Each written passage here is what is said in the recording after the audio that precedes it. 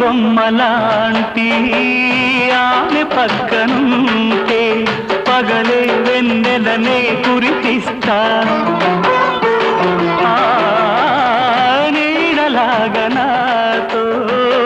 ఏడడుగులు సాగితే ఇలలో స్వర్గంనే సృష్టిస్తా రసరమ్యం ఆ రాగ విలాసం రసరమ్యం ఆ రాగ విలాసం వసివాడదు అది ఆ జన్మాంతం